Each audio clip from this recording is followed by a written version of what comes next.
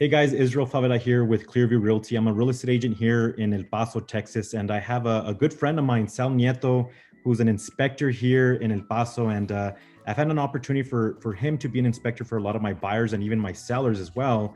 But one of the things that I wanted to bring him out here is because I wanted him to kind of walk us through an inspection and some of the things that he sees as red flags and what to expect whenever you do an inspection as a buyer or even as a seller. If you're thinking about putting your home on the market, you can also conduct your inspection and just kind of check to see what it is that you can do ahead of time so that you can anticipate some any obstacles that may arise. But Sal, I'm going to give you an opportunity to introduce yourself, how long you've been in the business, what's your name of your company, etc. Thank you, Israel. Appreciate the introduction. And hello, everyone. My name is Sal Nieto. My company name is Tresi, Tresi Home Inspections. Some people ask me, what does Tresi mean, or Tresi? And those are my two grandkids at the time. We only had two grandkids. One's Trey, the other one's Sai. That's how we came up with the company name. But been in business for about 8 years now. Have done over 3,000 home inspections in total. Yeah, it's been wonderful, and we're here to answer questions. I think as a home inspector, one of our biggest responsibilities to the buyer is explain what we mean when we find a deficiency. Mm-hmm.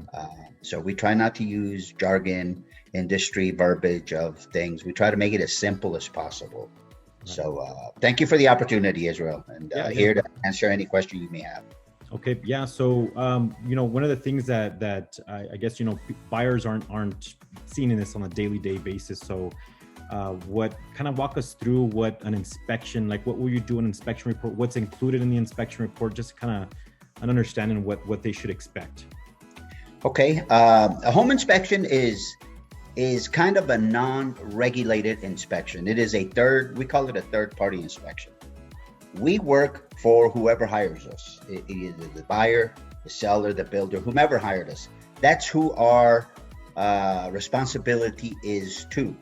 Now, when we do inspections, we follow the Texas Real Estate Commission standards of operation, or SOPs, standards of operation procedures. As a minimum, we have to follow those. So no matter who we're working for, buyer, seller, builder, whatever, we follow those standards to a T. And plus, depending on what other certifications or add-ons that we have to the inspection. But a plain home inspection is pretty much looking at the function of a home. What do I mean by function of a home? Well, it has a roof. Make sure that the roof is adequate to keep water and the elements out. So we check the roof, for example, foundation. If we find that it looks like it has had abnormal structural movement, then we will let you know that you should probably get a structural engineer to further evaluate the foundation. All the walls, all windows, every accessible outlet we check. As long as something's not connected, we're not going to disconnect computers or any of that. So if an outlet is fully connected with items, we don't check it. If it's open, we'll check it to make sure that it's proper wiring, that it's not loose on the wall, for example. We check all appliances, all doors. We look at all the walls, interior and exterior, ceilings on the inside for any potential identifiers that maybe something's wrong, water stains, deflection, sags, whatever the case is. And we report it as such. If we see a water stain in the ceiling, we don't make a guess or an estimate as to what happened, when it happened, if it's still there or if it's not. We'll tell you, water stains on a ceiling in this whatever location or in general, water stains on ceilings. And at that point, you, the buyer, for example, the realtor, have to get with the sellers to see what happened there. Was it a roof leak? Was it a condensation leak from an air conditioner? What occurred there? If they say, well, we didn't even know we had it. And that happens as well. We're probably going to have to look, or you are probably going to have to look a little further into what caused that, because you do not want, obviously, water to come into your house. Right.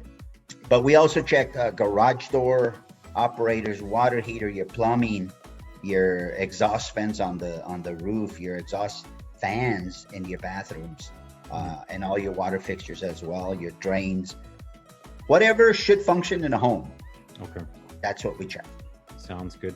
Yeah, and then so it's crazy, and we'll talk about it in a minute. But I had a recent a home that I put on the market, and it had a water stain, and I had asked them ahead of time if they already repaired that, and they said that they did. It was something due to the toilet in the upstairs bathroom, and I recommended, since they did fix it, for them to paint the ceiling, because it's already been addressed, the issue. But because they didn't paint it, they had them negotiate for them to have a plumber check out just to make sure. So it was more money out of their pocket. So that's good that you pointed that out. But I know that there's some things that you don't inspect, right, Sal? Like there's some places that are hard to reach, maybe, the plumbing that's going underneath or mold. Could you talk to us about some of the things that you don't inspect? Sure. For example, a crawl space that has a very small space where it's less than 18 inches and it's really unsafe, and maybe for us bigger guys, you can't get in there. Right. So obviously we can't inspect that which we cannot see. We'll make every attempt to stick our cameras in there, light it up, and get as much information as we can. Okay. In our company, we do not do mold inspections. Okay. There are companies out there that do them. Those are specialized inspections that we are not certified to do. Lead inspection, pretty much, we don't do that either. But if you have a home that was built previously to 1978, then you likely have lead either in the paint, interior or exterior, and some other places that could be unknown. But the only thing that will tell you if it's lead or not is a laboratory. Okay.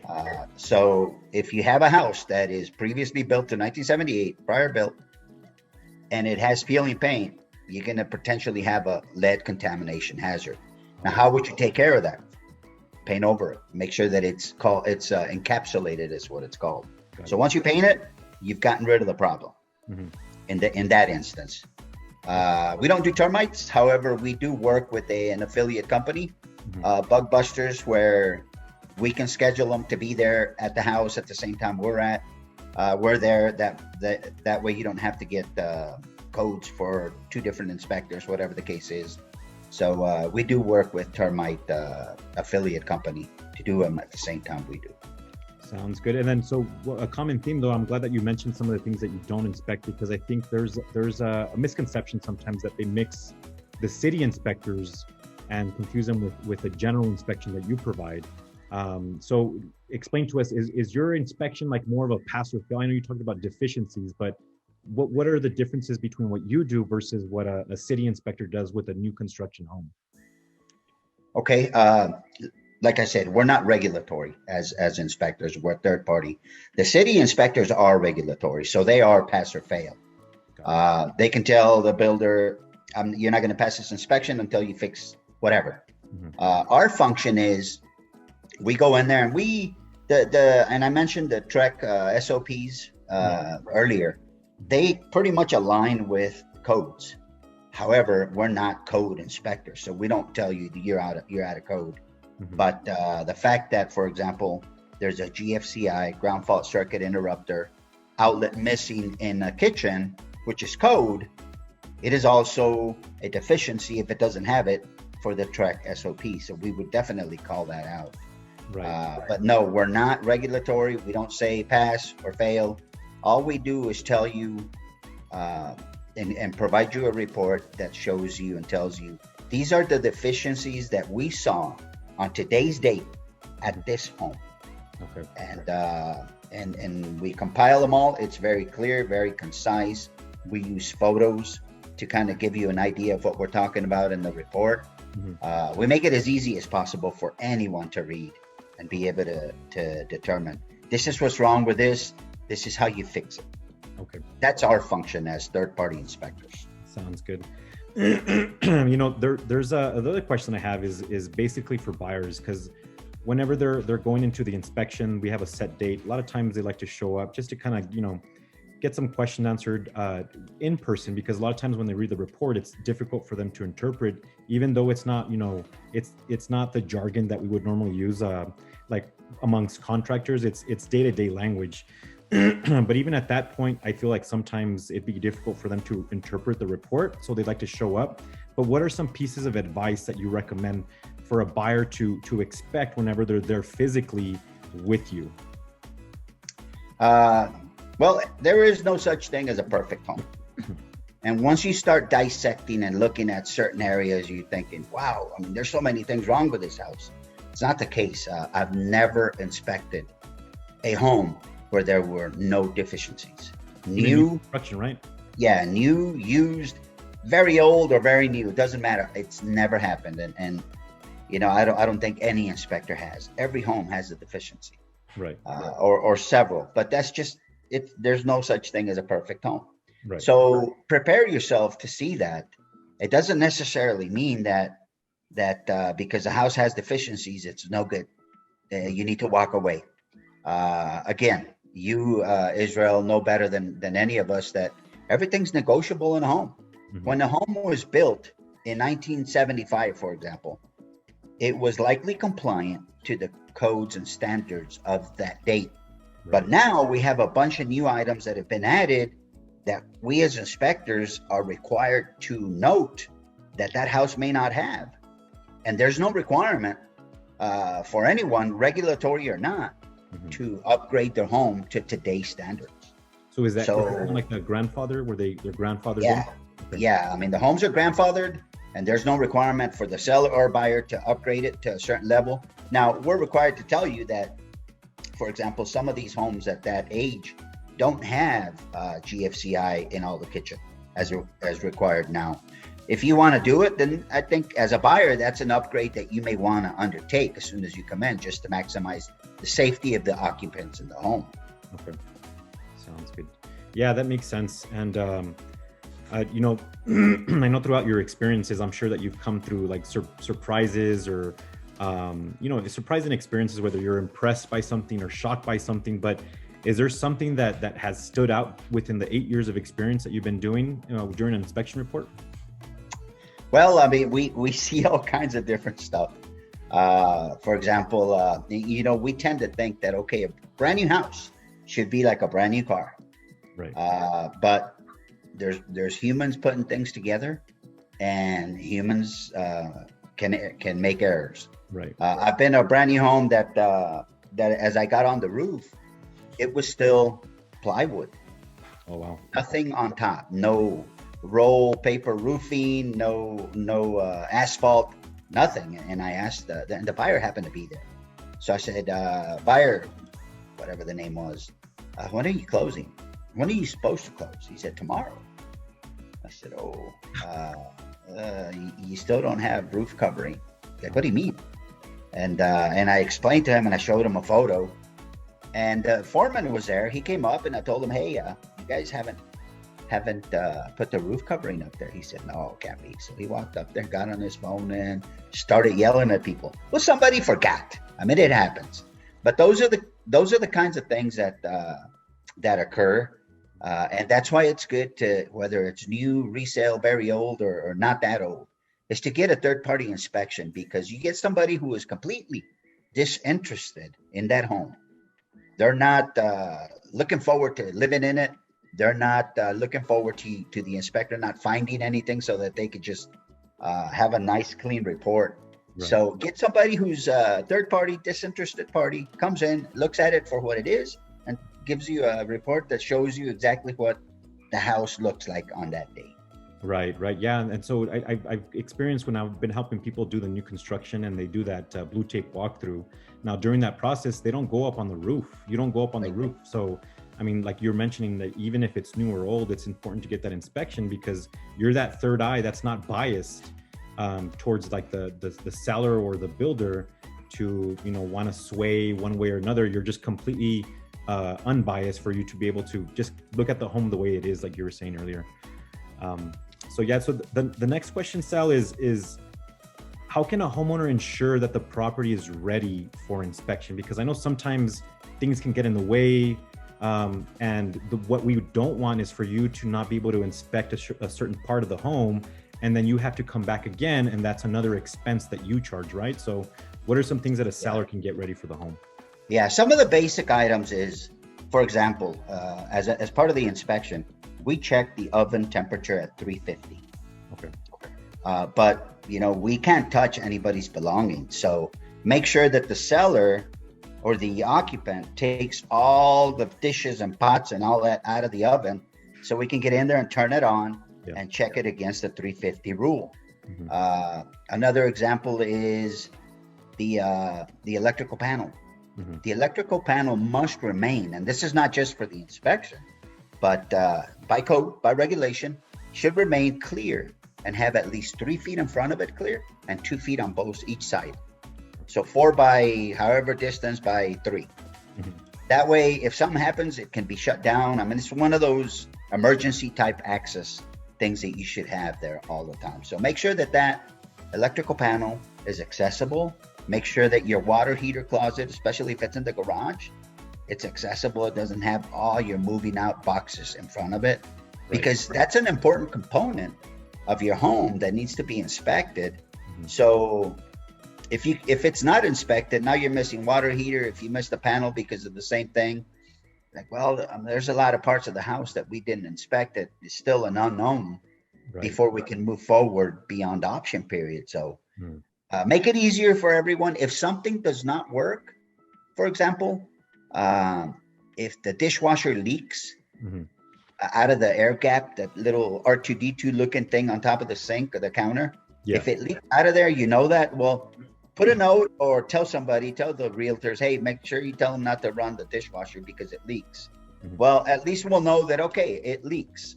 Because sometimes we go in there, turn things on as we walk around, it goes through a couple of cycles, we come back and there's water everywhere. Well, now we've determined that the dishwasher leaks. But if we knew that before, let's save everyone the trouble, potentially the damage that could be caused, especially if you have wooden floors in the kitchen. So make sure you disclose everything that's going on. Right, that's true.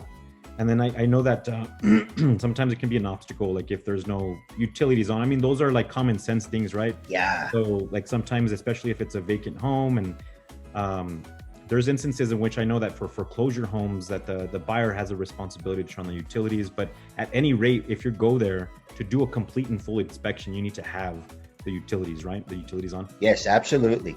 Absolutely. All of them, not just, the gas is not on. The gas is a big component of a home. Right. You got your oven, your range, your hot water, and your heater. So that's a pretty big component. You got to make sure that utilities are on. That's a good point, Israel. Aside from getting the home ready for it, if, for example, you're occupying it, make sure that utilities are on. It used to be in the contract, Israel. I don't know. I haven't looked in a long time, but it used to be in the contract that utilities had to remain on throughout the transaction. Yeah, that's true. The last question, Sal, so it's a two-part question, one for the buyers and one for the sellers. So I'll start out with the buyers. So the buyer, a lot of times when we go into the home, what I get asked for is, what are some things that I should look for that could be like potential red flags? And one of them we had mentioned before, like there's stains on the ceiling. That would be something that we need to further evaluate. But what are some things that we can have an eye, because sometimes we get so emotional and make decisions based on emotions that we kind of overlook things because of it. So what would you recommend for a buyer to kind of look at as they're walking into a home for the first time, based on your experience? Well, I mean, obviously is always have in mind that you're going to get it inspected by a third party, because you're right. We tend to overlook things when we're looking at the house. We're like, wow, this is beautiful. So somebody should come in behind you to do that. But when you find water stains on the ceilings, make sure you get a disclosure or the answer as to where they came from. Right. And if for some reason they said, well, we had a leak on the roof or whatever the case is, but we got it fixed, try to get invoices to make sure that it was, or if for some reason it happens again, you at least have someone to go back to on warranty and have them come back and fix it if it wasn't fixed properly the first time. Because the only way to tell if a roof leaks is if it's checked or inspected while it's pouring outside. Right. Otherwise, and even then, sometimes it takes snow to work on top and melt and run through everything before you realize that, hey, we have a leak somewhere. So it's a tough cookie to crumble, so to speak. Right. But those are some of the things that you should look out for and just get the answers to make sure that you allay your concerns and to make sure that you don't end up facing expenses beyond what you were planning for after you buy the house. Sounds good. And then the last one is for sellers. So I noticed that a lot of times we're getting ready to put a home on the market, and they kind of want to know more or less of what they should repair ahead of time, because sometimes, something real minor can turn into something big in the buyer's eyes. One thing that I noticed, like in the roof, if there's certain things that need to be sealed. So I guess my question would be, in the event that someone's a homeowner, what are some like regular maintenance they should be doing every year so that they can ensure that it doesn't deteriorate or something doesn't break down? So what are some common things that you recommend for them to do on a yearly basis to maintain their home? Well, there's a whole, every mechanical portion of your home requires, and it's almost all of them on an annual basis. For example, your furnace needs to be serviced. Your air conditioning condenser needs to be serviced. Your evaporative cooler needs to be serviced at least twice a year when it's shut down and when it's started up for summer. So, but we know that you go through life and sometimes you even forget to change the return air filter in your furnace or your air conditioning system. So those things are the ones to maintain, because, for example, you forget to change your filter for a year. Your air conditioning system works so hard to get through all that dirt, all that stuff that's built up on that filter, and you limit the airflow, that you pretty much degrade the lifespan of that air conditioner in that 1 year that you didn't service it. Right. So make sure you keep up with your returning or changing your return air filters. Make sure that you keep things around your home to make sure that you have that grade for drainage away from your home. Right. It's 6 inches for every 10 feet, so that you don't have water sticking around your foundation from either irrigation, sprinklers, or rain, broken gutters, stuff like that, because eventually it may damage your foundation. And when you damage your foundation, that's big time now. Right, exactly. And one of the things as a seller to prepare your house for the transaction of selling your home is make sure that you clean around the enclosure of your bathrooms. Because when you have that mildewish, some people may look at it as mold. Right. And when you have the appraiser come in and looks at it, and this goes for stains on ceilings as well, they may say, okay, we see moisture or moisture damage. We're going to call for a lender-required mold inspection. Wow. Okay. Those are $750, just the inspection. Yeah. So clean that up. Make sure it's nice and clean. Clean your oven.